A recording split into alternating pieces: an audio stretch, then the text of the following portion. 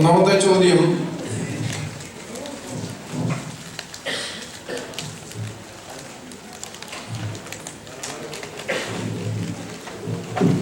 നമ്മുടെ ആരാധനാ കാര്യങ്ങൾ മിക്കവാറും റെപ്പറ്റേഷൻസ് ആണ്. കൂടുതലും തുടർച്ചയായ ഒരേ കാര്യങ്ങൾ തന്നെയൊക്കെ ചെയ്യുന്നു അതുകൊണ്ട് നമുക്കതൊരു മെന്റലി അല്ലെങ്കിൽ ഇമോഷണലി നമുക്ക് എങ്ങനെയാണ് അതിനെ അഡ്രസ് ചെയ്യാൻ പറ്റുന്നത് എന്നായിരുന്നു ഒരു ചോദ്യം. അപ്പോൾ പ്യൂർലി സൈക്കോളജിക്കലി അല്ലെങ്കിൽ മെന്റലി മാത്രം നമുക്ക് ഉത്തരം നൽകുന്ന ഒരു കാര്യമാണോന്ന് അറിയില്ല. കാരണം ഇന്നലെ ഞാൻ പറഞ്ഞായിരുന്നു, നമ്മുടെ ആരാധനയ്ക്ക് വേണ്ടി നമ്മൾ നിൽക്കുമ്പോൾ നമ്മുടെ ബോഡി, മൈൻഡ് ആൻഡ് സ്പിരിറ്റ് ഇതെല്ലാം അതിനകത്ത് ഇൻക്ലൂഡഡ് ആണ്. അതുകൊണ്ട് ഒന്നിനെ മറന്ന് ഒന്ന് എന്നുള്ളതിലേക്ക് നമുക്ക് പോകാൻ പറ്റില്ല. ഒരു ഇൻറ്റഗ്രിറ്റിയിൽ മാത്രമേ നമുക്ക് അതിന് മറുപടി പറയാനായിട്ട് പറ്റത്തുള്ളൂ, especially on basis of scriptures. ഈ ആരാധനയൊക്കെ നടക്കുന്ന സമയത്ത് നമുക്കറിയാം, ഏകദൈവ ആരാധന എന്ന് പറയുന്ന ഒരു കാര്യം ദൈവവാദം തൊട്ട് പറയുന്നതാണ്, അല്ലേ? മോണോതെയിസം. അത് കഴിഞ്ഞപ്പോഴത്തേക്കും ജനങ്ങൾ കനാൻ ദേശത്ത് വന്നപ്പോൾ എന്നാ ചെയ്തു?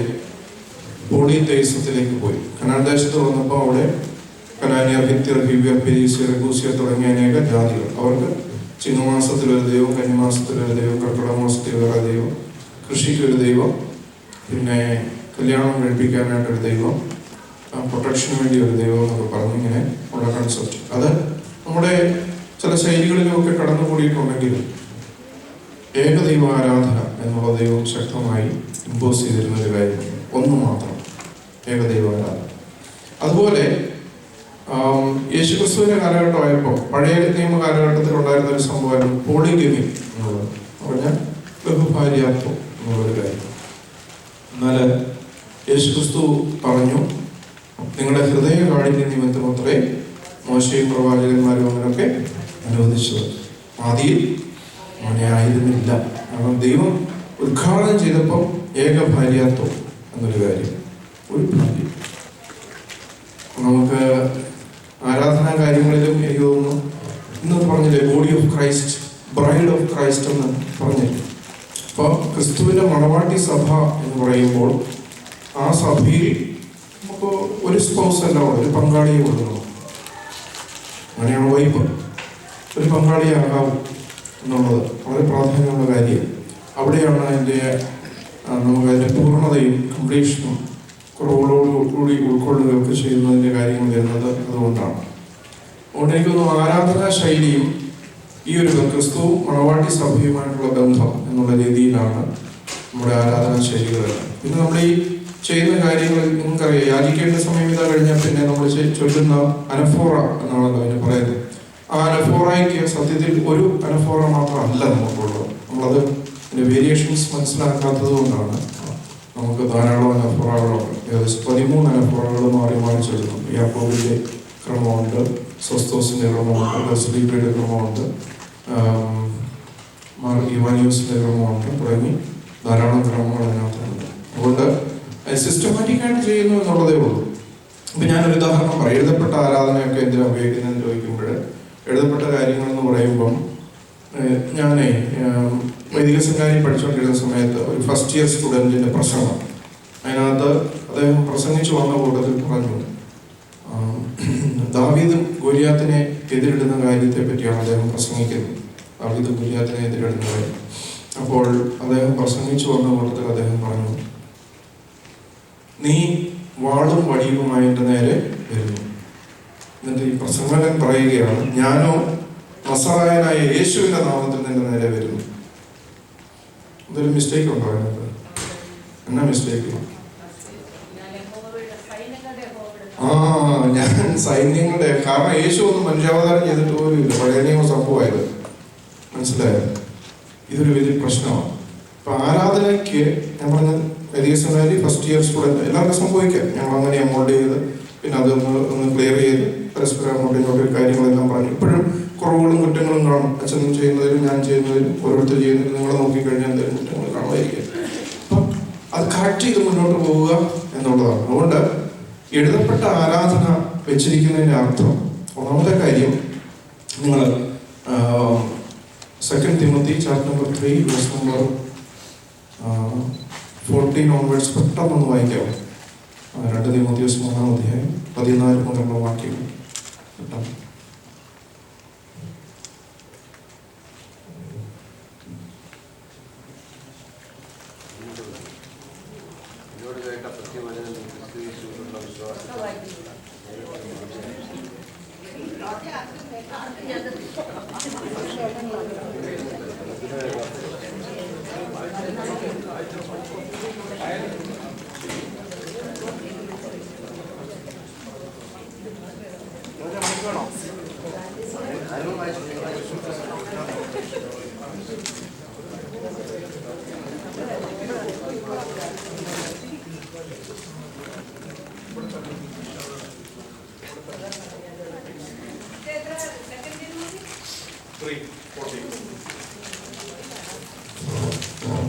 സെക്കൻഡ് തിമോത്തി 3-ാം അധ്യായം ഉണ്ടോ? അതിന് 14-ാം വാക്യം ഉണ്ടോ? നീയോ ഇന്നവരോട് പഠിച്ചു എന്ന് ഓർക്കുകയും ക്രിസ്തുയേശുവിലുള്ള വിശ്വാസത്താൽ നിന്നെ രക്ഷയ്ക്ക് ജ്ഞാനിയായി, ഇത് പ്രത്യേകം ശ്രദ്ധിച്ചു കേൾക്കണം കേട്ടോ, ക്രിസ്തുയേശുവിനുള്ള വിശ്വാസത്താൽ നിന്നെ രക്ഷയ്ക്ക് ജ്ഞാനിയാക്കുവാൻ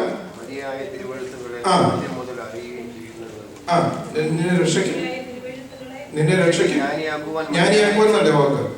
അതെ, നിന്നെ രക്ഷയ്ക്ക് ജ്ഞാനിയാക്കുവാൻ മതിയായ തിരുവെഴുത്തുകളെ ബാല്യം മുതൽ അറിയുന്നത് കൊണ്ട് നീ പഠിച്ചു നിശ്ചയം പ്രാപിച്ചിരിക്കുന്നതിൽ നിലനിൽക്കുക. ഇത് ശക്തമായി സഭയ്ക്ക് കൊടുത്തതായ കാര്യമാണ്. അതായത് നീ ചെറുപ്പം മുതൽ എന്തിനു വേണ്ടി നീ പഠിക്കുന്നേ? യേശുവിനുള്ള വിശ്വാസത്താൽ നിന്റെ രക്ഷയ്ക്ക് ജ്ഞാനിയാക്കുക. ഇത് വളരെ ഇമ്പോർട്ടൻ്റ് ആയിട്ടുള്ള ഒരു കാര്യമാണ്. നിന്റെ ആത്മരക്ഷയ്ക്ക് വേണ്ടി നിന്റെ ആത്മരക്ഷയ്ക്ക് വേണ്ടി നീ പഠിക്കുന്ന കാര്യങ്ങളും തിരുവെഴുത്തുകളും യോഗ്യമാണെന്നുള്ള ബോധ്യമുള്ളിൽ ഉണ്ടാകുക. അങ്ങോട്ടും ഇങ്ങോട്ടും ചാടി നടക്കാതിരിക്കുക, അതിൽ തന്നെ നിലനിൽക്കുക എന്നാണ് പറഞ്ഞിരിക്കുന്നത്, അല്ലേ? അപ്പോൾ നമ്മുടെ ഈ ആരാധനകളെല്ലാം അച്ഛനുമൊക്കെ എപ്പോഴും സൂചിപ്പിച്ചുകൊണ്ടിരിക്കുക. ഇതിനെല്ലാം സ്പിരിച്വൽ നറിഷ്മെന്റ് എന്ന് നമ്മൾ പറയുന്നു. ഇതെല്ലാം നമ്മുടെ ദൈവത്തിന്റെ സാൽവേഷൻ എക്കോണമിയുടെ അതിന്റെ പൂർത്തീകരണത്തിലേക്ക് നമ്മൾ വന്നുകൊണ്ടിരിക്കുക. ഈ നമ്മുടെ ആത്മരക്ഷയ്ക്ക്, നമ്മുടെ ആത്മാവിന്റെ രക്ഷയ്ക്ക്, അതുകൊണ്ട് നമ്മൾ ദുഃഖവെള്ളിയാഴ്ച കുരിശുപടിയുടെ സമയത്ത് നമ്മൾ പ്രാർത്ഥിക്കുന്നത്, അല്ലേ? നമ്മുടെ ആത്മത്തിന് അതിനാലെ രക്ഷയുണ്ടായി. ഇപ്പൊ ആത്മരക്ഷ ഇത് കുരുതിലയത്തിലൊക്കെ ഉപയോഗിച്ചിരിക്കുന്ന കാര്യമാണ്. ആത്മരക്ഷയ്ക്ക് നമുക്ക് അറിവുണ്ടാകാൻ ഈ തിരുവെഴുത്തുകൾ ഉപയുക്തമാണ്. ഓർത്തഡോക്സ് ആരാധനയിൽ ഞാൻ സംബന്ധിക്കുമ്പോൾ ബോഡി, മൈൻഡ് ആൻഡ് സ്പിരിറ്റ്, ഇതിന്റെ ഇന്റഗ്രേറ്റഡ് സാൽവേഷൻ, എല്ലാത്തിൻ്റെയും പൂർണ്ണമായിരിക്കുന്ന രക്ഷ, കംപ്ലീറ്റ് സാൽവേഷൻ, അതിന് ഇത് മുഖാന്തരമാണെന്ന് ഞാൻ തിരിച്ചറിയും. അതിൽ നമ്മൾ അത് പ്രാക്ടീസ് ചെയ്യുകയാണ്. ഒരു കാര്യത്തിൽ നമ്മൾ പ്രാക്ടീസ് ചെയ്യുകയാണ്.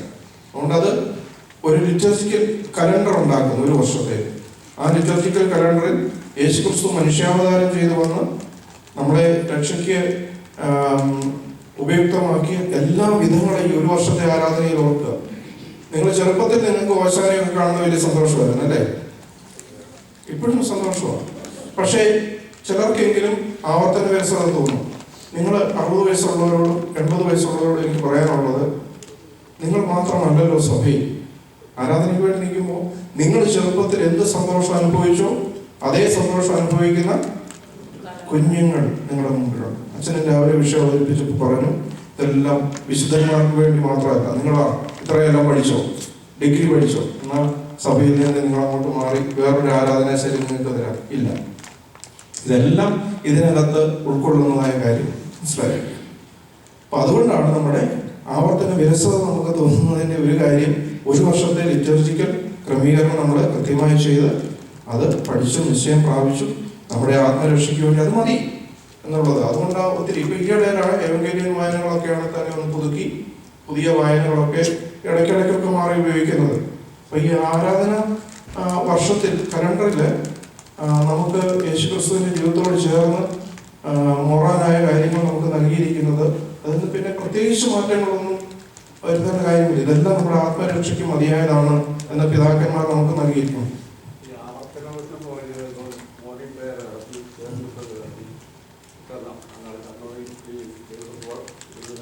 അതുകൊണ്ടല്ല, അതെ, അത് പല പല ആവർത്തനങ്ങളെ പറയുന്നത്. ഇതിനകത്ത് എന്തുകൊണ്ടാണ് ഈ കൗമ ഇപ്പം ദൈവമേ പരിശുദ്ധനാകുന്നത് മാത്രം ചൊല്ലുന്നത്? ഒരു ഉദാഹരണം ഞാൻ പറഞ്ഞത്, നിങ്ങൾക്ക് കൃപ നിറഞ്ഞ മറിയമേ എന്നുള്ള പ്രാർത്ഥനയില്ലേ, ആ പ്രാർത്ഥന എടുത്തിരിക്കുന്നതിന് ഒരു സാങ്കത്യമുണ്ട്. എന്താണെന്ന് ചോദിച്ചാൽ,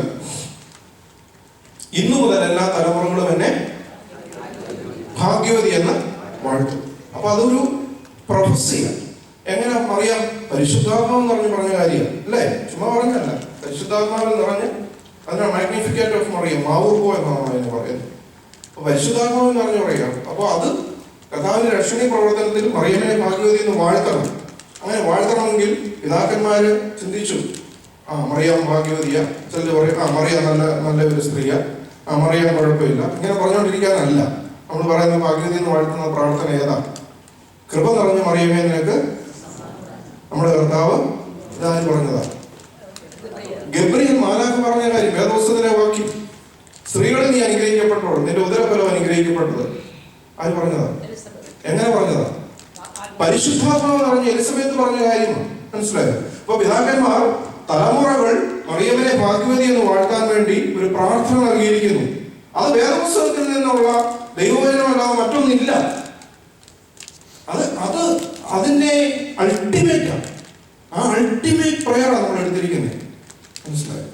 അതിന് പകരം വയ്ക്കാൻ മറ്റൊന്നുമില്ല. പിന്നെ നമ്മുടെ വാക്കുകളിൽ പറഞ്ഞാൽ, ഞാൻ പറഞ്ഞ പോലെ ഫസ്റ്റ് ഇയർ പറഞ്ഞ മാച്ചൻ പ്രസംഗിച്ച പോലെ ഇരിക്കും. അതുണ്ടാകാതിരിക്കാൻ വേണ്ടിയാണ് എഴുതപ്പെട്ടിരിക്കുന്ന പ്രാർത്ഥനകൾ. ഒരുപക്ഷെ ആവർത്തന രസത എന്ന് നമുക്ക് തോന്നാമെങ്കിലും ഇതിലുള്ളത് അത് ആത്മരക്ഷയ്ക്ക് വേണ്ടിയാണ് എന്ന് നമ്മൾ ചിന്തിക്കും.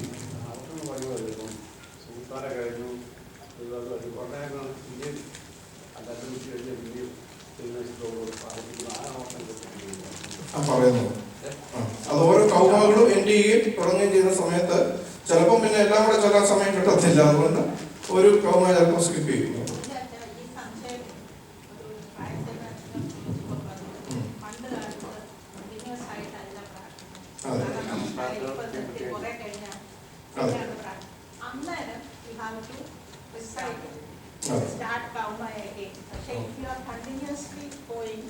നിർബന്ധമില്ല, കണ്ടു ചൊല്ലിയാലും കുഴപ്പമൊന്നുമില്ല.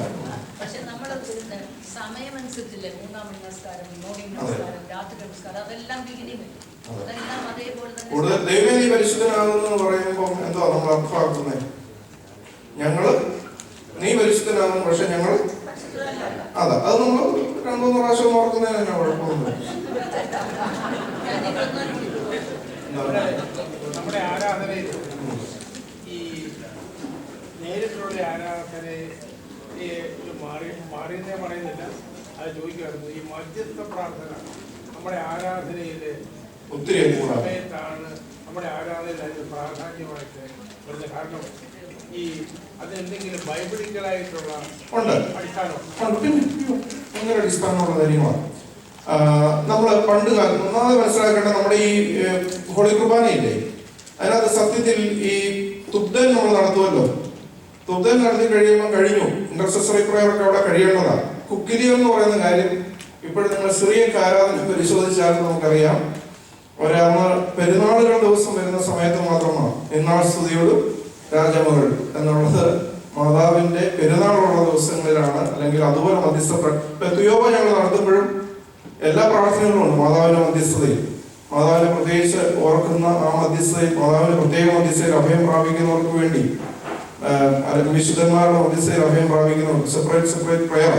അപ്പൊ ഇതെല്ലാം നമ്മൾ അതിന് ഇടയ്ക്കെപ്പോഴോ നമ്മൾ കുക്കിലിയോനല്ല നമ്മൾ ഇതിനിടയ്ക്ക് ചൊല്ലി, ഇന്നാൾ സ്തുതിയുടെ രാജമകൾ, ഇതെല്ലാം ചൊല്ലി. ഇനി ഇതെല്ലാം നിങ്ങൾ ഇവിടുന്ന് കേട്ട് മോട്ടിവേറ്റഡായി, എവിയേഷൻ മോട്ടിവേറ്റഡായി അടുത്ത ഞായറാഴ്ച പള്ളിയിൽ ഇന്ന് നിന്നാൾ സ്തുതിയോട് ചൊല്ലുന്നില്ല.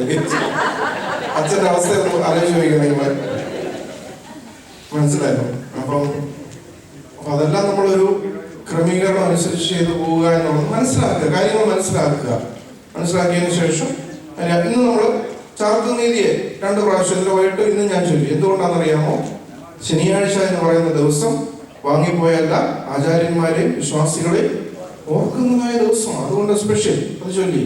അപ്പോൾ നിങ്ങൾക്കറിയാലോ, ഓരോ ദിവസത്തെ പ്രാധാന്യം അറിയാം. തിങ്കൾ ചൊവ്വ റിപ്പൻറ്റൻസ്, വെൻസ്ഡേ തെയോട്ടോക്കോസ്, പിന്നെ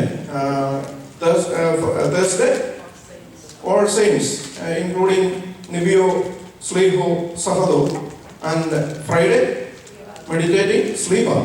കർത്താവിന്റെ രക്ഷണീയ പ്രവർത്തനം. പിന്നെ സാറ്റർഡേയില് എല്ലാവരും പോയി ഞായറാഴ്ച റിസപ്ഷൻ അല്ലേ? അപ്പോൾ അങ്ങനെ ഓരോ ദിവസത്തെയും ടീമിന്റെയും പ്രത്യേകത എന്നുള്ളത്. അതുകൊണ്ട് ചോദ്യം ഉത്തരവായിരുന്നു മധ്യസ്ഥ പ്രാർത്ഥനയുടെ വാക്യം ലഭിച്ചു അല്ലേ? ഈ പെരുന്നാളുകൾ മുഴുവൻ ഓരോ മധ്യസ്ഥന്മാരുടെ പേരിൽ ആഘോഷങ്ങൾ മുഴുവൻ അത് മാറിയിട്ട് ഈ യേശുക്രിസ്തു അല്ലെങ്കിൽ ആ ആരാധന അതിനെ അവർ കുർബാന കഴിഞ്ഞാൽ പിന്നെ മെയിനായിട്ടുള്ള തീം ഫോക്കസ് ചെയ്യുന്ന മുഴുവൻ ആ മധ്യസ്ഥന്മാർ, അതായത് വിശുദ്ധന്മാരുടെ പേരിലോ അവിടെയാണ് അവർ ആൾക്കാരുടെ ഫോക്കസ് ഇവിടുന്ന് മാറി മാറി പോകുന്നുണ്ടോ? മധ്യസ്ഥന്മാർ നമുക്ക് വേണ്ടി എപ്പോഴും ഈ മധ്യസ്ഥന്മാർ എപ്പോഴും നമ്മളെ ക്രിസ്തുവിലേക്ക് എത്തിക്കുന്നവരാണ് കേട്ടോ. മധ്യസ്ഥന്മാർ എപ്പോഴും ക്രിസ്തുവിലേക്ക് എത്തിക്കുന്നത്. ആരാണ് മധ്യസ്ഥന്മാർ? വാക്യം ഉണ്ടെന്ന് ചോദിച്ചുകൊണ്ട് 2-3 വാക്യം പ്രവടാന്ന് പറഞ്ഞേക്കാം. സങ്കീർത്തനം 50 സങ്കീർത്തനം 5 വാക്യം, Psalms 50 verse number 5. ഫോണെല്ലാം അടച്ചു വെച്ചായിരുന്നു. വേദോസം അടച്ചു വെച്ചോന്നിട്ട് ചോദിക്കുന്നത് വരുവോ? പുതിയ നിയമത്തിലേക്ക് വരിക. 50 സങ്കീർത്തനം 5 വാക്യം, യാഗം കഴിച്ചവരോട് നിയമം ചെയ്തവരായ വിശുദ്ധന്മാരെ എടുക്കൽ കൂട്ടിവരുത്തുവില്ല. അപ്പൊ ആരാ വിശുദ്ധന്മാർ? യാഗം കഴിച്ച് നിയമം ചെയ്തവരാ അല്ലെ? അപ്പൊ യാഗം കഴിക്കാന്ന് പറയുമ്പോൾ നമ്മുടെ മനസ്സിൽ തന്നെ യാഗം കഴിക്കാന്ന് പറഞ്ഞാൽ അർത്ഥം ലിറ്ററലി പറഞ്ഞു കഴിഞ്ഞാൽ അവരുടെ ജീവിതം തന്നെ യാഗമായിട്ട് അർപ്പിച്ചു. ഓക്കെ, വായിച്ചേ. ഭൂമിയിൽ വിശുദ്ധന്മാരുണ്ട്. 16 സങ്കീർത്തനം 3 വാക്യം, 16:3, Psalms 16. അനുസാരി ഒരു പ്രധാന വാക്യം അതിനകത്ത് വിട്ടുപോയി. 16:3, 16:3. അവരെനിക്ക് ശ്രേഷ്ഠന്മാരല്ല, പ്രസാദം. എന്താ പ്രസാദം എന്ന് പറഞ്ഞാൽ? പ്രസാദം എന്ന് പറഞ്ഞാൽ അമ്പലത്തിൽ പോകുമ്പോൾ നിവേദ്യമുണ്ട്, അങ്ങോട്ട് നിവേദിക്കുന്നത് നിവേദ്യം. അതേ സാധനം തന്നെ ഫിസിക്കലായിട്ട് മാറ്റമില്ലാതെ തിരിച്ചു കിട്ടുന്നത് പ്രസാദം എന്ന് പറഞ്ഞാൽ എൻ്റെ ജീവിതം ദൈവസന്നിധിയിൽ നിവേദിക്കുന്നു. ആ നിവേദിക്കുന്ന സാധനം ദൈവപ്രീതി അതിൽ കിട്ടി, പൂജാകർമ്മങ്ങൾ നടത്തി ദൈവപ്രീതി കിട്ടി തിരിച്ചെടുക്കുമ്പോൾ പ്രസാദം. അപ്പൊ ഭൂമിയിലുള്ള വിശുദ്ധന്മാർ അവരെനിക്ക് പ്രസാദം ഉണ്ടാകണമെങ്കിൽ എന്നാ ചെയ്യണം? നിവേദിക്കണം. അതാണ് മുമ്പേ പറഞ്ഞ യാഗം കഴിച്ച് അവരുടെ ജീവിതം നിവേദിച്ചു. അങ്ങനെ ജീവിതം നിവേദിച്ചോ? പുതിയ നിയമം വെളിപാട് പുസ്തകം 6-ാം അധ്യായം 9-ാം വാക്യം. വെളിപാട് പുസ്തകം 6-ാം അധ്യായം 9-ാം വാക്യത്തിൽ വായിക്കുന്നു, അവരിങ്ങനെ ജീവിതം നിവേദിച്ചത് കൊണ്ട്, നിവേദ്യം നടത്തിയത് കൊണ്ട് എങ്ങനെയാണ് അത് പ്രസാദമായി തീർന്നത് എന്ന് വായിക്കും. വെളിപാട് 6:9. അവൻ 5-ാം മുദ്ര പൊട്ടിച്ചപ്പോൾ ദൈവവചന നിമിത്തവും തങ്ങൾ പറഞ്ഞ സാക്ഷ്യം ഹേതുവായി അറുക്കപ്പെട്ടവരുടെ ആത്മാക്കളെ ഞാൻ യാഗപീഠത്തിന്റെ കീഴിൽ, അതായത് ഈ അറുക്കപ്പെട്ടവർ വിശുദ്ധന്മാർ, അവരുടെ ആത്മാക്കൾ സ്വർഗീയ ആരാധനയിൽ യാഗപീഠത്തിന്റെ കീഴിൽ ഗവർണയുവ അവർ പ്രാർത്ഥിച്ചുകൊണ്ടിരിക്കുന്നു. 8-ാം അധ്യായം 4-ാം വാക്യം വായിക്കും. വെളിപാട് 8:4. വെളിപാട് 8:4 വായിക്കുന്നു, ധൂപവർഗത്തിന് നമ്മൾ വായിച്ചത്. അത് ധൂപവർഗം ഉണ്ട്. ധൂപവർഗത്തിന്റെ പുക വിശുദ്ധന്മാരുടെ പ്രാർത്ഥനയോടുകൂടി ദൂതന്റെ കയ്യിൽ നിന്ന് ദൈവസന്നിധിയിലേക്ക് കയറി എന്ന് വായിക്കുകയാണ്. അപ്പൊ അവര് മധ്യസ്ഥ പ്രാർത്ഥന നടത്തുന്നത് അവിടെ ഇന്റർസെസറി പ്രയർ, മധ്യസ്ഥ പ്രാർത്ഥന. 2 Timothy chapter number 2 verse number 5 അല്ലേ? ആരാണ് മധ്യസ്ഥൻ എന്നുള്ളത്? 2 തിമോത്തി 2:5.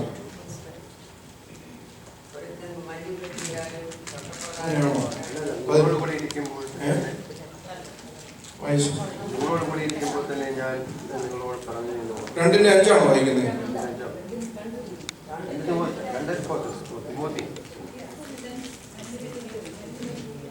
ചട്ടപ്രകാരം പോരായ്കയാണ്. അല്ലല്ല, ദൈവം ഒരുവനല്ലോ. അത് വായിക്കും. എത്ര വാക്യാണ്? നിക്ക് വാക്യം എത്രയാണെന്ന് പറയാം. 2ന്റെ 5 അല്ല, കാണാതെ അറിയാൻ പറ്റത്തില്ല. വായിച്ചു. ഇതെത്രാന്ന് പറയാം. ഞാനീ പറഞ്ഞ വാക്യം വായിക്കാം. 15 2 തിമോത്തിയാണ് നിങ്ങൾ വായിക്കുന്നത് അതോ 1 തിമോത്തി? ഞാൻ 2 തിമോത്തി എന്നാണോ പറഞ്ഞേ? അയ്യോ സോറി, 1 തിമോത്തി വായിച്ചു. 2:5. അതെത്ര വാക്യം? കറക്റ്റ് പറഞ്ഞു. 1 തിമോത്തി 2:5 തെറ്റില്ല അല്ലേ? അച്ഛൻ ഓർമ്മ പറഞ്ഞിട്ടില്ല, പറഞ്ഞു വരുന്നതേ ഉള്ളൂ. ഓക്കെ, ഫസ്റ്റ് തിമോത്തി 2:5 അവിടെ വായിക്കുന്നു, ദൈവം ഒരുവനല്ലോ, ദൈവത്തിനും മനുഷ്യർക്കും മധ്യസ്ഥനും ഒരുവൻ. ബാക്കി എല്ലാവർക്കും വേണ്ടി തന്നെ മറുവിലയായി കൊടുത്ത മനുഷ്യനായ ക്രിസ്തുയേശുവിനെ. അവിടുത്തെ മധ്യസ്ഥത എന്ന് പറയുന്നത് തന്നെ he gave himself as ransom for the sins of all mankind. അവനെ തന്നെ മറുവിലയായി കൊടുത്തു എന്നുള്ളതാണ് മധ്യസ്ഥത. അവിടെ യേശുവിന്റെ മധ്യസ്ഥത എന്ന് പറയുന്നത് എന്താണ്? ദ മീഡിയേറ്റർഷിപ്പ് ഓഫ് റാൻസം എന്നുള്ളത്, മറുവില മധ്യസ്ഥത. അത് മറ്റാരും കൊടുത്തിട്ടില്ല. എന്നാൽ ഇതേ അധ്യായം തന്നെ തുടങ്ങുമ്പോൾ ഒന്നോട്ടുള്ള വാക്യം വായിച്ച്, ദൈവത്തിന്റെയും കൽപ്പന പ്രകാരം അല്ലല്ല 2-ാം അധ്യായത്തിന്റെ 1 മുതലുള്ള വാക്യം എന്നാൽ സകല മനുഷ്യർക്കും ഭക്തിയോടും ഘനത്തോടും സാവധാനതയും ജീവനം കഴിക്കുകയും വിശേഷ രാജാക്കന്മാർക്കും സകല അധികാരസ്ഥന്മാർക്കും വേണ്ടി യാചനയും പ്രാർത്ഥനയും പക്ഷവാദം എന്നുള്ളതിന്റെ ഇംഗ്ലീഷിലുള്ളത് വായിച്ചിരുന്നാണ്. പക്ഷവാദം എന്തുവാ? പക്ഷവാദം ഇംഗ്ലീഷിൽ എഴുതിയിട്ട് മലയാളം ഇംഗ്ലീഷും കൂടി ഇല്ലേ? ഇന്റർസെഷൻ. മറ്റേത് മീഡിയേറ്റർഷിപ്പ്. അവിടെ മധ്യസ്ഥത എന്ന വാക്ക് ഉപയോഗിച്ചിരിക്കുന്നത് മീഡിയേറ്റർഷിപ്പ്, ഇവിടെ പക്ഷവാദം എന്ന് ഉപയോഗിച്ചിരിക്കുന്നത് ഇന്റർസെഷൻ. അവർക്ക് പ്രാർത്ഥന കഴിക്കുക, അവരോട് പ്രാർത്ഥന മറ്റുള്ളവർക്ക് വേണ്ടി പ്രാർത്ഥിക്കാൻ പറഞ്ഞേച്ചാണ് പറയുന്നത് ഏക മധ്യസ്ഥൻ എന്ന് പറയുന്നത്. അതായത് മനുഷ്യന്റെ പാപപരിഹാരത്തിന് വേണ്ടി കാൽവരിയിൽ യാഗമായി തീർന്ന ഏക മധ്യസ്ഥനേ ഉള്ളൂ. അതാരാ? യേശുക്രിസ്തു. പെരുമല തിരുമേനിയോ ദൈവമാതാവോ മാർത്തോമാശ്ലീഹ ആരും നമുക്ക് വേണ്ടി കാൽവരിയിൽ യാഗമായി തീർന്ന മധ്യസ്ഥനായിട്ടില്ല. മറുവിലയോട് തന്നെ മറുവിലയായി കൊടുത്ത ഏക മധ്യസ്ഥൻ ക്രിസ്തു യേശു. എബ്രായർ 9-ാം അധ്യായത്തിൽ വായിക്കുന്നു, ഏക മധ്യസ്ഥൻ ക്രിസ്തു യേശു. അവന്റെ ശരീരയാഗത്താൽ നമുക്ക് വേണ്ടി മധ്യസ്ഥതയാണ്. എന്നാൽ ഇവിടെ പറയുകയാണ്, നിങ്ങൾ മറ്റുള്ളവർക്ക് വേണ്ടി പ്രാർത്ഥിക്കണം. പക്ഷവാദം, പ്രാർത്ഥനാ മധ്യസ്ഥത, ഇന്റർസെഷൻ ഓഫ് പ്രയർ, അതാണ് നമ്മൾ ചെയ്യുന്നത്. ഓക്കെ, അപ്പൊ ആ വിശുദ്ധന്മാര് പ്രാർത്ഥിക്കുന്നെന്നും അവരുടെ പ്രാർത്ഥന ദൈവസന്നിധിയിലേക്ക് കയറുന്നു എന്നും വെളിപാട് പുസ്തകം 8-ാം അധ്യായം 4-ാം വാക്യത്തിൽ നിന്ന് നമ്മൾ കണ്ടു കഴിഞ്ഞു. അപ്പൊ ആ പ്രാർത്ഥന മധ്യസ്ഥതയിൽ നമ്മൾ അഭയം പ്രാപിക്കുകയാണ് ചെയ്യുന്നതെന്നുള്ളതാണ്. പിന്നെ അവരുടെ തിരുശേഷിപ്പ് വായിച്ച അപ്പോസ്തലർ പുതിയ നിയമത്തിൽ നിന്ന് മാത്രം വായിക്കാം.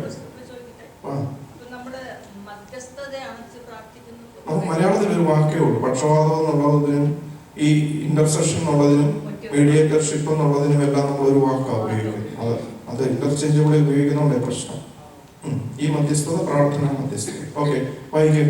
അപ്പോസ്തല പ്രവർത്തനങ്ങൾ 11-ാം അധ്യായത്തിന്റെ പൗലോസ് കൊരിന്തിലിരിക്കും അപ്പല്ലോസ് കൊരിന്തിലിരിക്കുമ്പോൾ, അങ്ങനെയാണോ അത് തുടങ്ങുന്നത്? 12 തുടങ്ങിക്കേ.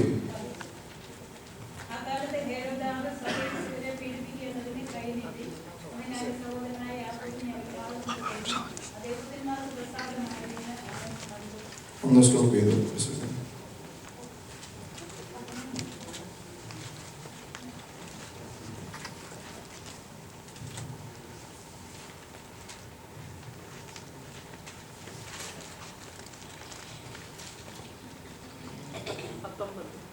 പത്തൊൻപതാം അധ്യായം അല്ലേ?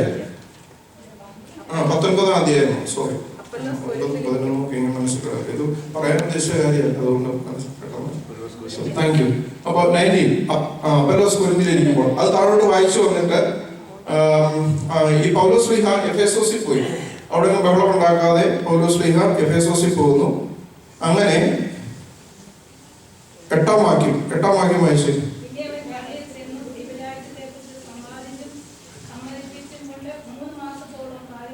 അപ്പൊ എഫേസോസിലാണ് കേട്ടോ. എഫേസ്യ സഭയിൽ ചെന്ന് പള്ളിയിൽ ചെന്ന് എത്ര മാസം താമസിച്ചു? 3 മാസമേ. എന്നാൽ ചിലർ കഠിനപ്പെട്ടു അനുസരിക്കാതെ, പള്ളിയിൽ തന്നെ വിഷയമായി, അനുസരിക്കാതെ പുരുഷാരത്തിന് മുമ്പാകെ മാർഗത്തെ ദൃഷ്ടിപ്പോൾ അവനെ ഒരുപെട്ട് ശിഷ്യന്മാരെ വേർതിരിച്ചു. തുറന്നോസിന്റെ അതല്ല ഈ പാഠശാല സൺഡേ സ്കൂൾ കിട്ടണോ? പള്ളിയിൽ എത്രമാത്രം ശുശ്രൂഷിച്ചു? എത്ര മാസം? 3 മാസം. സൺഡേ സ്കൂൾ വീട്ടിടത്തേക്ക് പോയി കേട്ടോ. ദിനംപ്രതി സംബന്ധിച്ചു പോകുന്നു. അത് 2 സംവത്സരത്തോളം നടക്കുക. അതുകൊണ്ട് പള്ളിയിൽ 3 മാസം ശുശ്രൂഷിച്ച ആള് സൺഡേ സ്കൂൾ വീട്ടിലെത്തി 2 വർഷം ശുശ്രൂഷിച്ചു. ആസിയിൽ പാർക്കുന്ന യഹൂദന്മാരും യവനന്മാരും എല്ലാം കർത്താവിന്റെ വചനം കേൾപ്പാൻ ഇടയായി. ദൈവം പൗലോസ് മുഖാന്തരം അസാധാരണമായ വീര്യപ്രവൃത്തികളെ ചെയ്യിക്കുക അവന്റെ മെയ്മേൽ നിന്ന് റൂമാലും ഉത്തരീയവും കൊണ്ടുവന്നിടുകയും വ്യാധികൾ അവരെ വിട്ടുമാറുകയും ദുരാത്മാക്കൾ പുറപ്പെടുകയും ചെയ്തു. ഈ ഹോളി റിലീക്സ് എന്നുള്ള ഒരു കൺസെപ്റ്റ് ഉണ്ടാകുന്ന പുതിയ നിയമത്തിൽ നമ്മൾ കാണുന്നതായ ഭാഗമാണ് അത്. അവന്റെ മെയ്മേലെ റൂമാലും ഉത്തരീയവും പോലും അത്ഭുതങ്ങൾ പ്രവർത്തിക്കാനായിട്ട് ഇടയായി. 2 Kings 13 നമ്മൾ വായിക്കുന്നുണ്ട്, ഏലീശായുടെ അസ്ഥികളെ തൊട്ടപ്പോൾ മരിച്ചവൻ ജീവിച്ചു എന്ന് കാണുന്നുണ്ട്. അപ്പോൾ അസ്ഥികളും ഹോളി റിലീക്സും ഒക്കെ ഉള്ള കാര്യങ്ങളും ഇന്റർസെഷൻ അവർ പ്രാർത്ഥിച്ചുകൊണ്ടിരിക്കുന്നവരുടെ പ്രാർത്ഥനയുടെ സ്വതത്തിൽ കൈക്കൊള്ളുന്നുണ്ട്. ചോദ്യത്തിന് ഉത്തരത്തിലേക്ക് വരുന്നു. ഇതാണ് സാഹചര്യങ്ങൾ. എന്നാൽ യേശുക്രിസ്തുവിന് പകരം അവര് നമുക്ക് വേണ്ടി നമുക്ക് വേണ്ടി പ്രാർത്ഥിക്കുകയോ നമുക്ക് പകരം ഞങ്ങളോടൊപ്പം ഞങ്ങൾക്കായി പ്രാർത്ഥിക്കുക എന്നല്ല നമ്മൾ എപ്പോഴും പാടുന്നില്ലേ. ഞങ്ങളോടൊപ്പം ഞങ്ങൾക്കായി പ്രാർത്ഥിക്കുക, നിങ്ങളോടൊപ്പം പ്രാർത്ഥിക്കുകയാണ്. നമുക്ക് പകരം പ്രാർത്ഥിക്കുക, ദൈവത്തിന് പകരം നമ്മെ അനുഗ്രഹിക്കുകയോ ചെയ്യുന്നവരല്ല വിശുദ്ധന്മാർ. അവർ ദൈവത്തിന്റെ സന്നിധിയിൽ നമ്മുടെ പ്രാർത്ഥനകളെ സമർപ്പിക്കുകയാണ്. എന്തിനു വേണ്ടിയാ? നമ്മൾ അവരോടൊപ്പമായി തീരാൻ വേണ്ടിയാ, നമ്മൾ അവരെ പോലെ വിശുദ്ധരായി തീരാൻ വേണ്ടിയുള്ള മാർഗങ്ങളാണ്. അതുകൊണ്ടാച്ചാൽ രാവിലെ ആരോ കാണിച്ചിട്ട് പറഞ്ഞു വി ഹാവ് ടു ഗ്രോ, നമ്മൾ അതിലേക്ക് വളരണം. അതിനുവേണ്ടി ചെയ്ത് കാര്യങ്ങളല്ല എന്നുള്ളത്. അതുകൊണ്ട് ആ പ്രാധാന്യം മാറിപ്പോകാൻ പാടില്ല എന്നുള്ളതന്നെ ഒരു ചോദിച്ചത്. അതുകൊണ്ടല്ല, കുറച്ച് നല്ല ശതമാനം ആൾക്കാർ നേരിട്ട് ഇവിടെ വിട്ടേക്ക് ഈ നേരിട്ട് പ്രാർത്ഥിക്കുക. അത്രയും വളർന്നെങ്കിൽ പിന്നെ എന്നാ കുഴപ്പം? കട്ടിയുള്ള ആഹാരമല്ല, പാലത്ര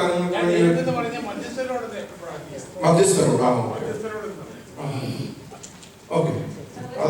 അത് ഞാൻ പറഞ്ഞത് നിങ്ങൾക്ക് മനസ്സിലായെന്ന് ഞാൻ വിചാരിക്കുക. നമ്മൾ പ്രാക്ടിക്കൽ സൈഡ്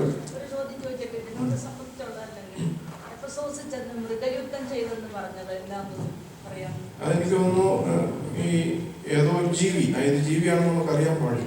കാരണം ഈ പാമ്പിനെ കുടഞ്ഞു കളഞ്ഞായിട്ട് നമുക്കറിയാമല്ലോ. ഈ പൗലോസ്ലീഹ അനുഭവിച്ചത്, ഞാൻ കപ്പൽ ചേർത്തിലാകപ്പെട്ടു 6 മാസം അല്ലെ, 1 കുറയാ 40 അടി 39 ചാട്ടവാറടി പല പ്രാവശ്യം കൊണ്ടു. കള്ളന്മാരാലുള്ള ആപത്ത്, കള്ള സഹോദരന്മാരാലുള്ള ആപത്ത്, കാട്ടിലെ ആപത്ത്, കടലിലെ ആപത്ത്, കപ്പൽ ഛേദത്തിലാകപ്പെട്ടു, സ്വന്തം ജനത്താലുള്ള ആപത്ത്, ഇതെല്ലാം ഉണ്ടായി എല്ലായിടത്തും. അതിന്റെ ഭാഗമായിട്ട് തന്നെ ഏത് മൃഗമാണെന്ന് അറിയാൻ പാടില്ല. അങ്ങനെ നമുക്ക് വേണം ചിന്തിക്കാം. പിന്നെ അങ്ങനെയാണെങ്കിൽ പൗലോസ്ലീഹ ഒന്നുമില്ലല്ലോ, നമ്മുടെ ഇത് മാത്രമല്ലേ നമുക്ക് യുദ്ധത്തിലൂടെ പോകുന്നു. ഹൈപ്പോത്തറ്റിക്കലായിട്ടൊന്നുമില്ല, നമ്മളെ അറിയാവുന്ന കാര്യമാണ്. വേറെ ചോദ്യം വരുവാണെങ്കിൽ ചോദിച്ചാൽ ഉത്തരം പറയാം.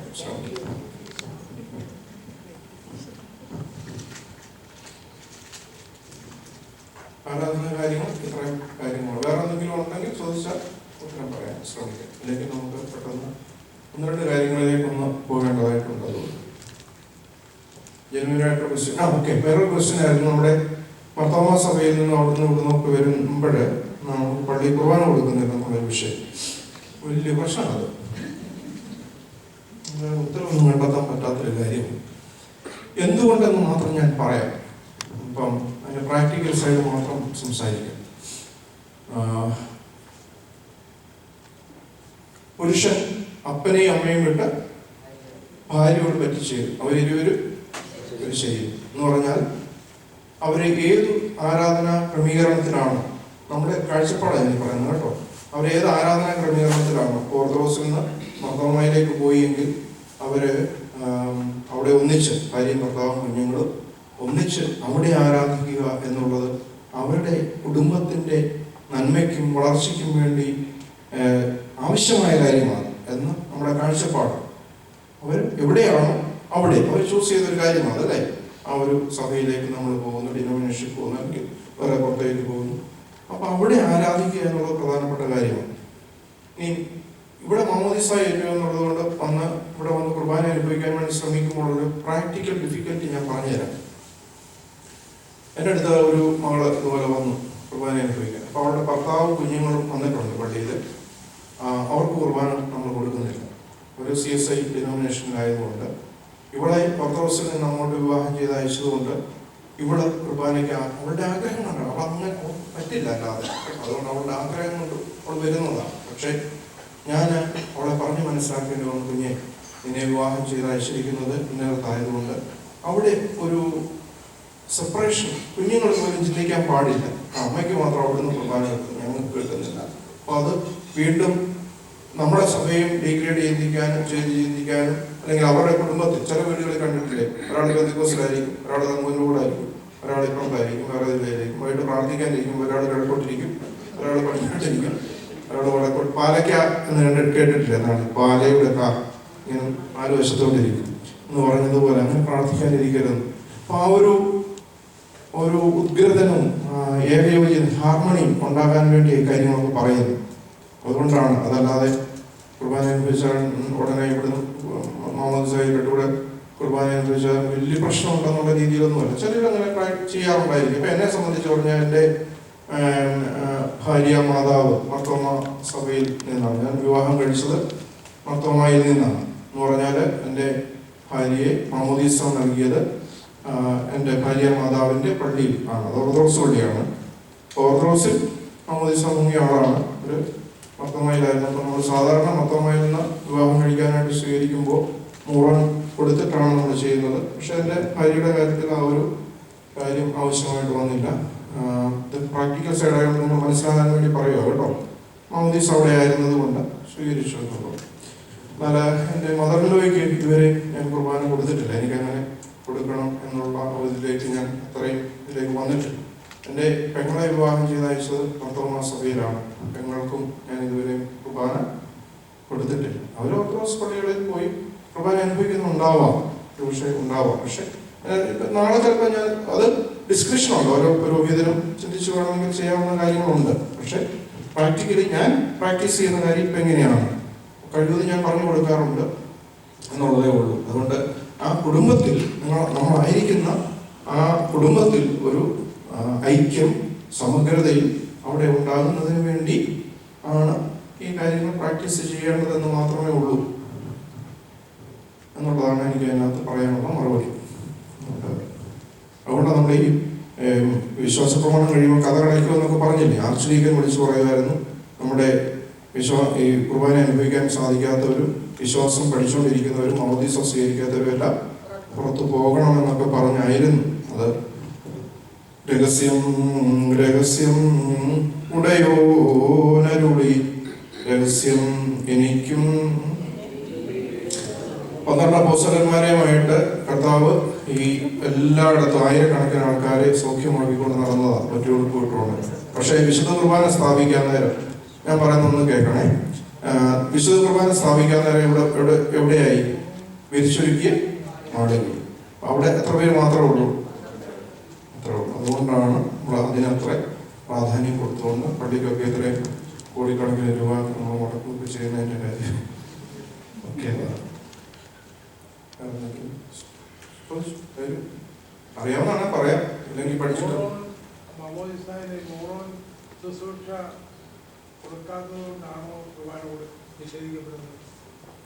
മർത്തോമായി നിന്നും വന്നവരിവിടെ സാധാരണ അത് കറക്റ്റ് ചെയ്തിട്ടാണ് വിവാഹത്തിലേക്ക് വരുന്നത്. അപ്പൊ പിന്നെ കുഴപ്പമില്ല, റെക്ടിഫൈ ചെയ്തു. വേറെ എന്നാ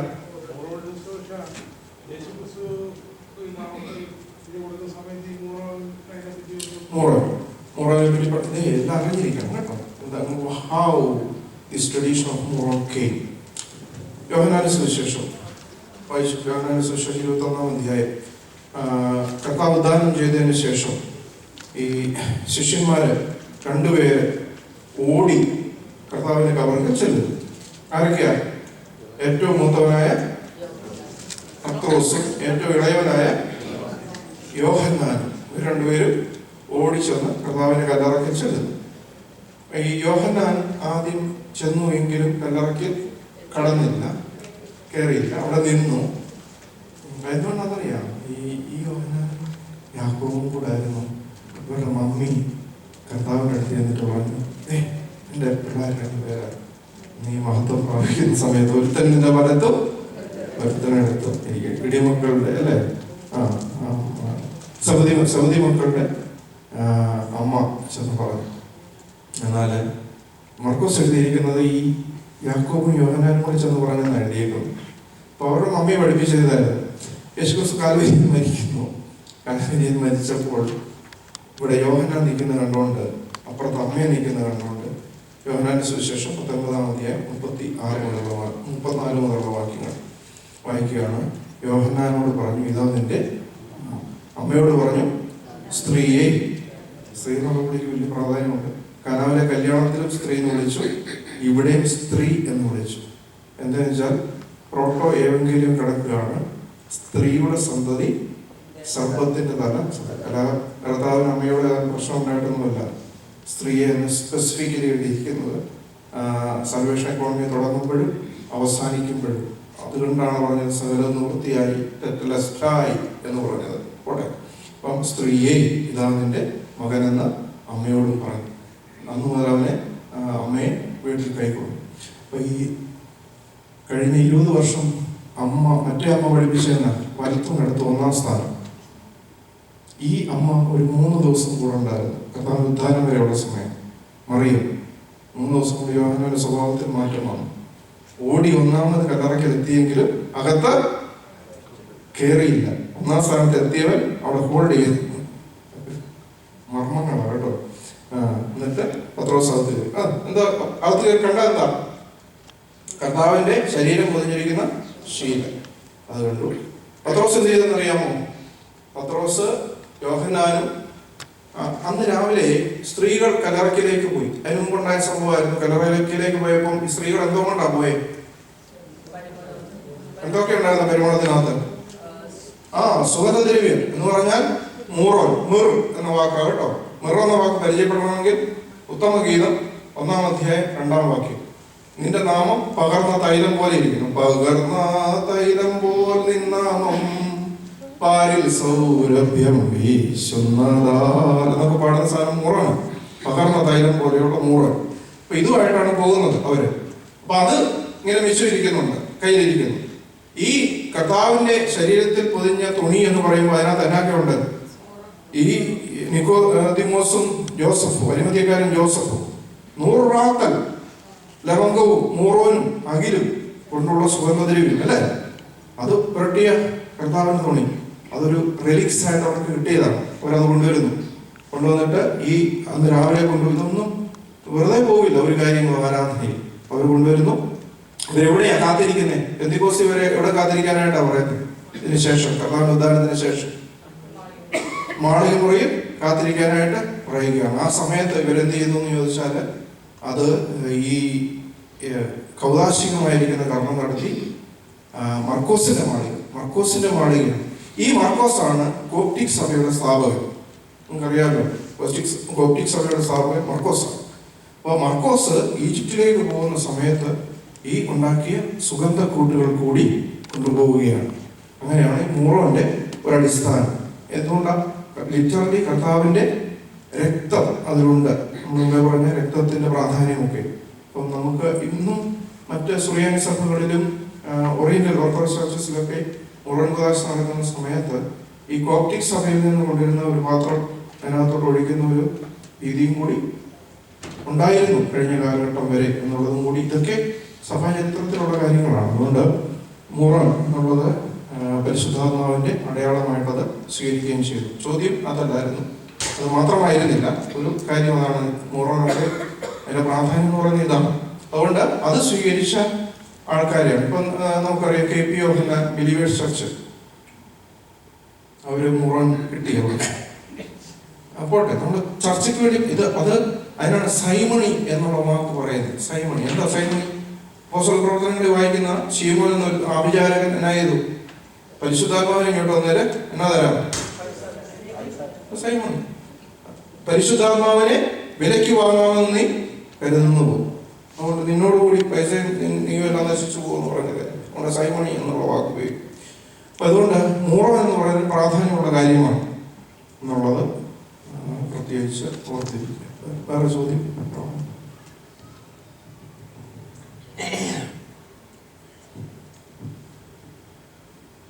രണ്ട് കാര്യങ്ങൾ കൊണ്ട് ചോദ്യം ചോദിക്കാതിരിക്കാം. ഒന്നെല്ലാം അറിയാവുന്നതുകൊണ്ട്.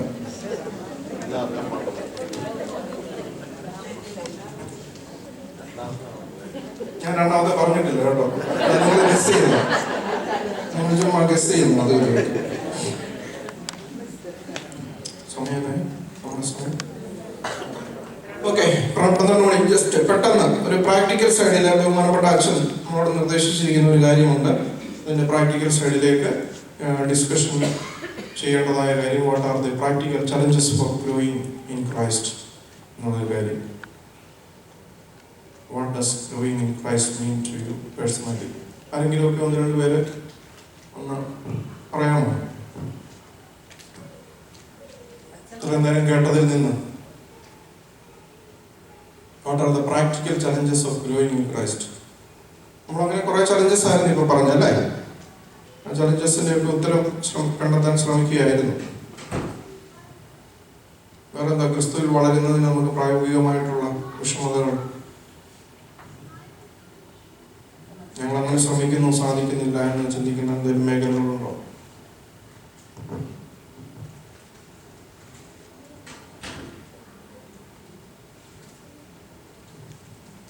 അച്ഛാ, ഇവരെല്ലാം വളർന്നവരാ കേട്ടോ. മൊത്തം നടന്നു. സന്തോഷമായല്ലോ. ഈ വർഷത്തെ ഫാമിലി കോൺഫറൻസ് വന്നിട്ടുണ്ടോ? എല്ലാവരും ഓക്കെ ആയിരിക്കുന്നുണ്ടോ ഇവിടെ? അതാ ഞാൻ പറഞ്ഞു. What are the practical challenges? ഉണ്ടോ എന്തെങ്കിലും നിങ്ങൾക്ക് ഷെയർ ചെയ്യാനായിട്ട്? ക്രിസ്തു എന്ന തലയോളം വളരുന്നു. What does growing in Christ mean to you personally? എന്താണ് യേശു ക്രിസ്തുവിൽ വളരുക എന്ന്, വ്യക്തിപരമായി വളരുക എന്ന് പറയുമ്പോൾ നമുക്ക് കുറച്ചുകൂടെ വളരേണ്ടതായ മേഖലകൾ? ക്രിസ്തുവിന്റെ സ്വഭാവമുള്ളവരാകുക, ക്രിസ്തുവിന്റെ ഈ സൗരഭ്യവാസന എന്നൊക്കെ പറയുമ്പോൾ അതെ, സുഗന്ധം പരത്തുക.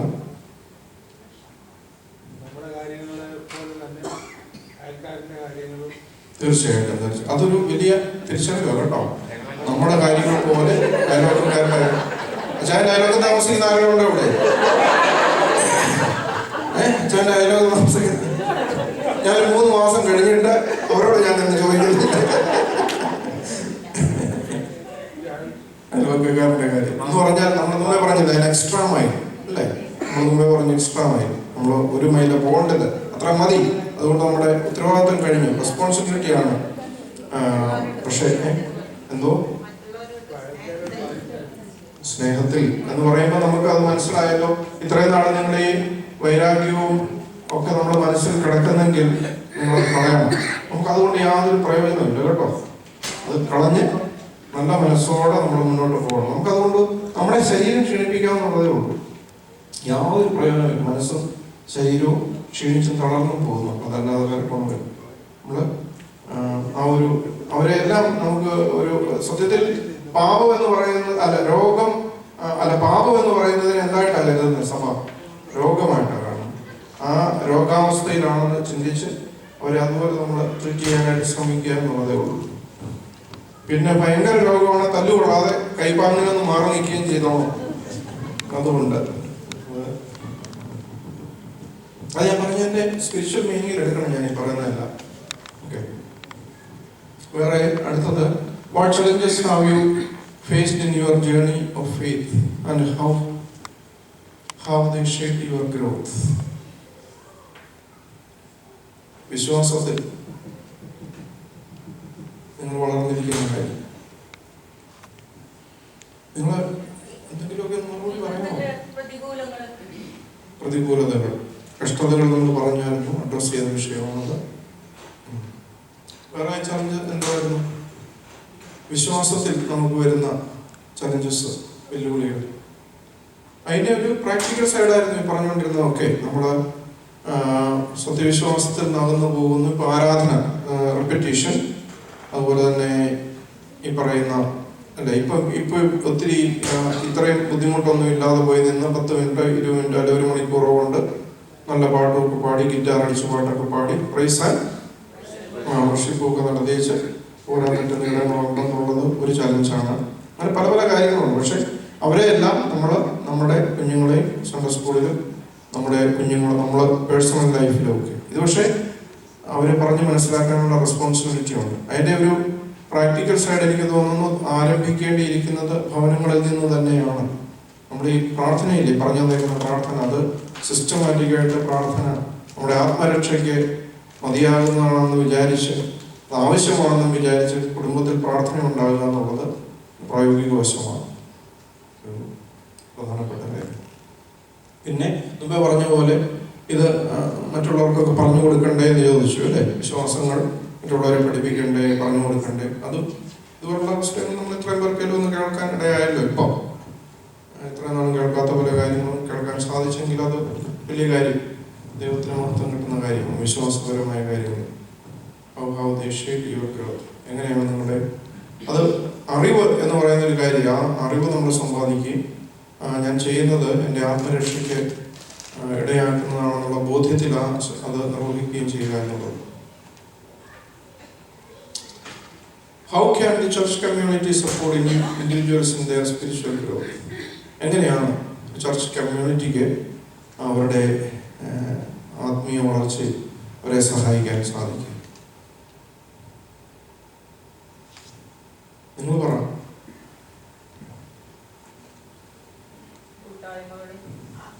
നമുക്ക് ജീവിതത്തിൽ ഒത്തിരി പ്രയാസങ്ങളും രോഗങ്ങളും വിഷമങ്ങളൊക്കെ കഠിനമായിട്ട് വരുമ്പോൾ നമ്മൾ നിരാശപ്പെടാതെ we have to grow in the faith.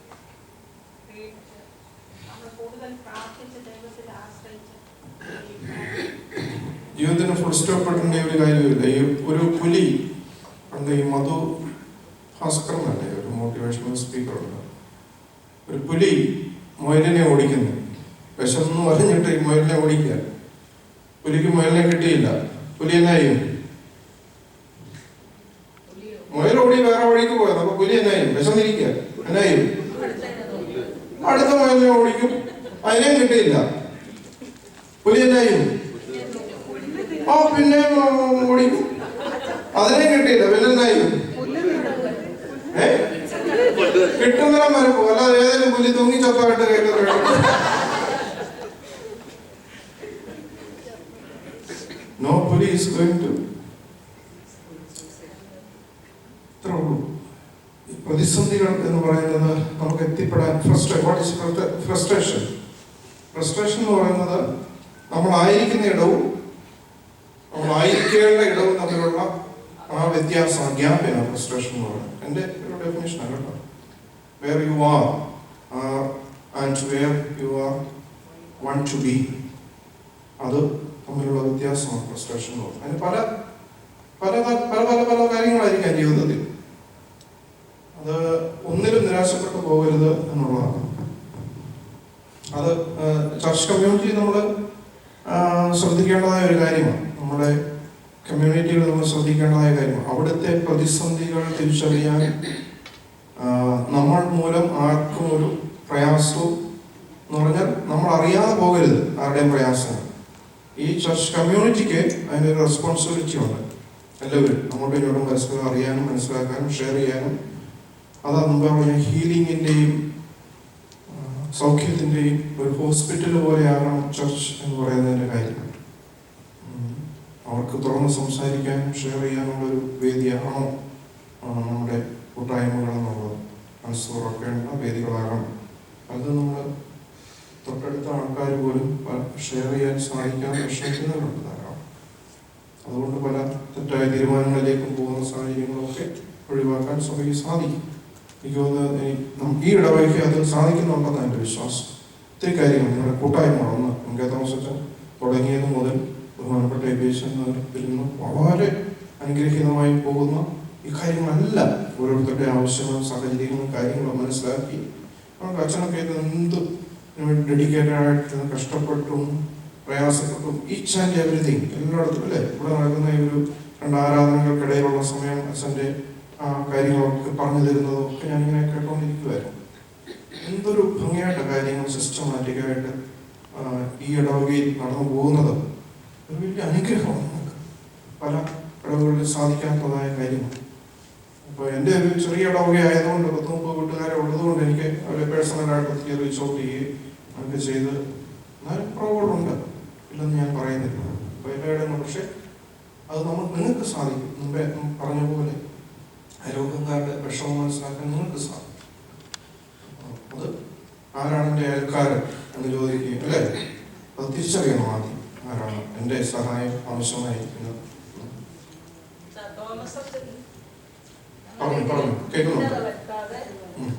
വളരെ സൂക്ഷിച്ചു അവിടെയാണ് സംഭവം.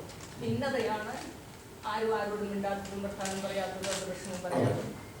അവരുടെ അച്ഛൻ്റെ അനുയായികൾ ആ ഭിന്നത വരുത്താതെ പക്ഷെ അതിൻ്റെ ഇടയ്ക്ക് ഭിന്നത അത് സ്വാഭാവികമാണല്ലോ. അത് ഭിന്നതകൾ വരുത്താതെ കൊണ്ടുപോകുന്ന, ഭിന്നത വരാൻ ടെൻഡൻസി ഉള്ളിടത്ത് അതിനെ ഒഴിവാക്കുക എന്നത് ചലഞ്ചാണ്. അത് എവറിഡേ ലൈഫിൽ നമുക്കുണ്ടാകുന്നതാണ്. നമ്മുടെ പേഴ്സണൽ ലൈഫിൽ ഉണ്ടാകുന്നതായ കാര്യമാണ്. ഇന്ന് ഞാൻ കൊച്ചമ്മയോട് സംസാരിക്കുന്ന പോലെ ആയിരിക്കില്ല നാളെ ഞാൻ എൻ്റെ കുടുംബത്തിൻ്റെ കാര്യം പറയട്ടെ. പിന്നെ സ്നേഹം വിളിച്ചു പറയുമെന്ന് ചെയ്തിരിക്കും, നാളെ സംസാരിക്കുന്ന അങ്ങനെ ആയിരിക്കില്ല. നമുക്ക് അത് ഇൻഫ്ലുവൻസ് ചെയ്യുന്ന ധാരാളം ഘടകങ്ങളുണ്ട് അല്ലേ? അപ്പൊ അത് ഒരിക്കലും അത് ഉണ്ടാകരുത് എന്ന് നമുക്ക് പറയാൻ പറ്റില്ല. കാരണം കയ്പുള്ള വേരോ കലക്കത്തിന്റെ അഭിപ്രായ ലേഖനത്തിൽ പറയുന്നതാണ്. കയ്പുള്ള വേര് മുളയ്ക്കാൻ എപ്പോഴും ടെൻഡൻസിയാണ്. ഇന്നലെ ചോദിച്ച പോലെ ഇത്രയും നല്ല വേലി കെട്ടി കല്ലും പറക്കി കളഞ്ഞ് നല്ല ഒന്നാന്തരം കൃഷി നടത്തിയിട്ട് കായ്ച്ച് നല്ല മുന്തിരിവള്ളി നട്ട് കഴിഞ്ഞപ്പോഴും എന്തോ കായ്ക്കും ചിലപ്പോ.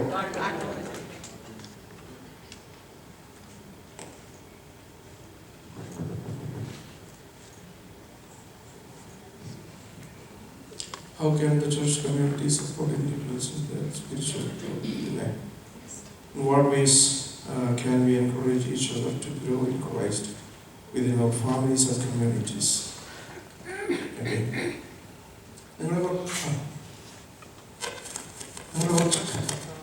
ഇതുവരെയുള്ള എക്സ്പീരിയൻസ് എങ്ങനെയാണ് നമ്മൾ വളരുന്ന പോസിറ്റീവ് കാര്യങ്ങളൊന്ന് പറയുവാണ്. What ways we can encourage each other to grow in Christ within our families and communities. You are equally responsible. അച്ഛൻ അല്ലെങ്കിൽ ശുശ്രൂഷക്കാരൻ എന്നുള്ളത് വിട്ടിട്ട് നമുക്ക് എന്ത് ചെയ്യാൻ സാധിക്കുമെന്നും കൂടെ പറയാമോ?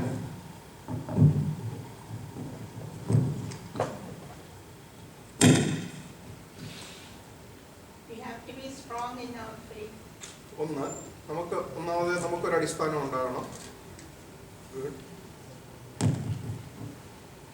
പിന്നെ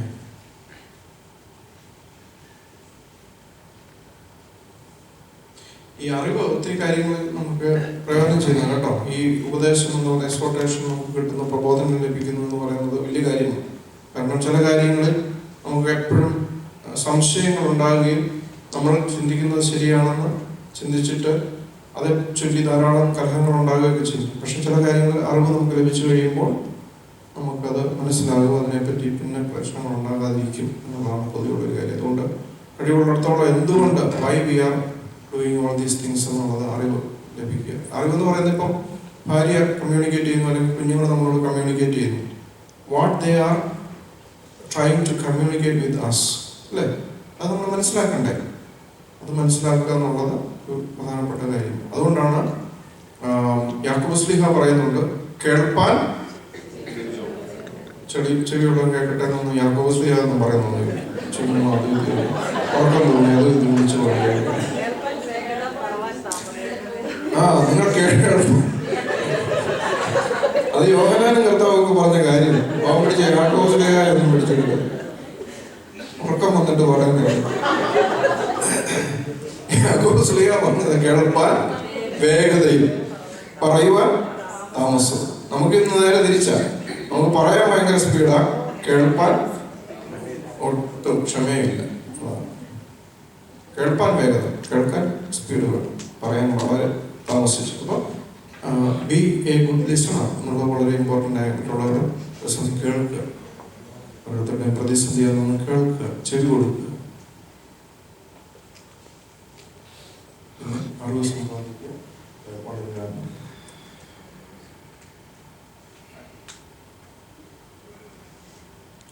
നമ്മുടെ സമയം ഏകദേശം വേറെ എന്തെങ്കിലും 5 minutes ഉണ്ട്.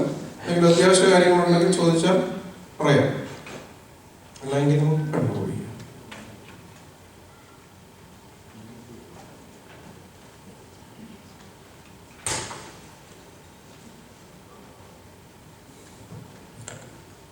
നമുക്ക് അവസാനിപ്പിക്കാം. എനിക്ക് വളരെ ഏറെ സന്തോഷം, വളരെ സന്തോഷം. ഞാൻ ഇന്ന് ഉച്ച കഴിഞ്ഞ് പോകണമെന്ന് വിചാരിച്ചാണ്, പോകുന്നില്ല. രാത്രി വരെ നിങ്ങളോടൊപ്പം ഉണ്ടാകും. നാളെ വിശുദ്ധ കുർബാന അനുഷ്ഠിക്കേണ്ടത് കൊണ്ട് മാത്രമാണ് ഇന്ന് പോകുന്നത്. ഇന്നലെ വേറെ അച്ഛനെ അവിടെ അറേഞ്ച് ചെയ്തു. ഇന്നലെ ഫസ്റ്റ് ഫ്രൈഡേയിൽ അവിടെ സർവീസ് ഉണ്ടായിരുന്നു. നാളെയും കൂടെ ഒരു അച്ഛനെ അറേഞ്ച് ചെയ്യാൻ അങ്ങനെ പ്രാക്ടിക്കലി ഒത്തിരി ബുദ്ധിമുട്ടുണ്ടല്ലോ. ഞായറാഴ്ച കൂടെ വെള്ളിയാഴ്ച വരെ അച്ഛനുണ്ടായിരുന്നു. അതുകൊണ്ട് നാളെ ഇന്ന് രാത്രിയിൽ പോകേണ്ടി വരുന്നത്. വൈകുന്നേരം സന്ധ്യാനമസ്കാരത്തിന് ശേഷം അല്പസമയം നമ്മളോടൊപ്പം ഇവിടെ ഉണ്ടാകും. വളരെ സന്തോഷം. ഈ ദിവസങ്ങളിലെല്ലാം എന്തൊരു നല്ല സ്ഥലമാണ് അല്ലേ. ഇവിടെ റിലാക്സ്ഡ് ആണ് നമ്മളിവിടെ വന്നിരിക്കുമ്പോഴത്തേക്കാരും. എനിക്ക് തോന്നി ഈ ഫാമിലി കോൺഫറൻസും എല്ലാം കാണാൻ സാധിച്ചത്. നല്ല മനുഷ്യരായ എല്ലാവരും, ഇത്രയും നല്ല മനുഷ്യരെ ഞാൻ ഇതുവരെ എന്ന് ഞാൻ പറയുന്നില്ല. കാരണം നിങ്ങൾ പറയുന്നത് അച്ഛൻ എല്ലാ പള്ളിയിലും പോയി പറയുന്നതല്ല. എല്ലാവരും നല്ല മനുഷ്യരാണ്. എല്ലാവരുടെ കൂടി നന്മയില്ലാത്ത ഏത് മനുഷ്യനാണല്ലോ. എല്ലാവരും നല്ല മനുഷ്യർ.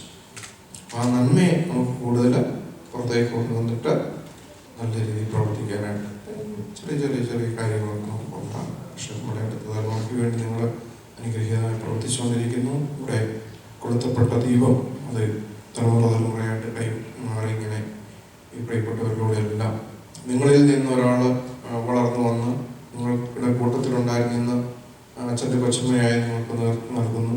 അപ്പോൾ പറയുന്ന ഞാൻ കേൾക്കുമായിരുന്നു. ഇന്നലെ ഈ വിഷയങ്ങളൊക്കെ ഞാനിങ്ങനെ കേൾക്കുമായിരുന്നു. ഇവിടുത്തെ ആവശ്യങ്ങളെല്ലാം മനസ്സിലാക്കി വളർന്നു വന്ന ഒരാൾ നിങ്ങൾക്കിന്ന് നല്ലൊരു നേതൃത്വം നൽകിക്കൊണ്ടിരിക്കുകയാണ് എന്ന് പറയുന്ന പോലെ നിങ്ങൾ ഒത്തിരി ബ്ലസ്ഡാണ് ഈ പള്ളി പല കാര്യങ്ങളിലും. അതുകൊണ്ട് അത് നല്ല രീതിയിൽ മുന്നോട്ട് കൊണ്ടുപോകാൻ ദൈവം സഹായിക്കട്ടെ. നിങ്ങളുടെ ഈ വാഴയ്ക്ക് വെള്ളം ഒഴിക്കുമ്പോൾ ചേമ്പിനിച്ചിട്ട് കിട്ടുമെന്ന് പറഞ്ഞ് കേട്ടിട്ടില്ല. ചേമ്പിനായിട്ട് ആരും വെള്ളം ഒഴിക്കുന്നതല്ല, വാഴ പൊങ്ങി നിൽക്കുന്ന അതിന് വെള്ളം ഒഴിക്കുന്ന കൂട്ടത്തിൽ അടിയിൽ നിൽക്കുന്ന ഒരു ചേമ്പ്, അതിന് ശകലം വെള്ളം കിട്ടും എന്ന് പറയുന്നത് പോലെ നിങ്ങളുടെ വലിയ ശുശ്രൂഷയായിരുന്നു. ഞാൻ PC ജോർജ് എന്ന് പറയുന്ന ഞാൻ ഈ വെറുതൊരു ചേമ്പ്, നിങ്ങൾ എല്ലാവരും വെള്ളം ഒഴിച്ച കൂട്ടത്തിൽ എനിക്ക് ശകലം കിട്ടി എന്നുള്ളതേ ഉള്ളൂ. അപ്പോൾ അതൊരു വലിയ അനുഗ്രഹമായിട്ട് ഞാൻ കരുതുന്നു. ദൈവം അനുഗ്രഹിക്കട്ടെ. നല്ല സമയത്തിനായിട്ട് ദൈവത്തെ സ്തുതിക്കുകയും ബഹുമാനപ്പെട്ട അച്ഛനോടും വളരെ ക്ഷമയോടെ കേൾക്കുന്ന നിങ്ങളെല്ലാവരോടും നമ്മുടെ സ്നേഹം പ്രത്യേകമായിട്ട് അറിയിക്കും. ഞങ്ങളുടെ ശ്രേഷ്ഠമായ പ്രാർത്ഥനയിൽ ബലഹീനമായ അടിയനെ കുടുംബാംഗങ്ങളെയും ശുശ്രൂഷയിൽ പ്രാർത്ഥിക്കണം.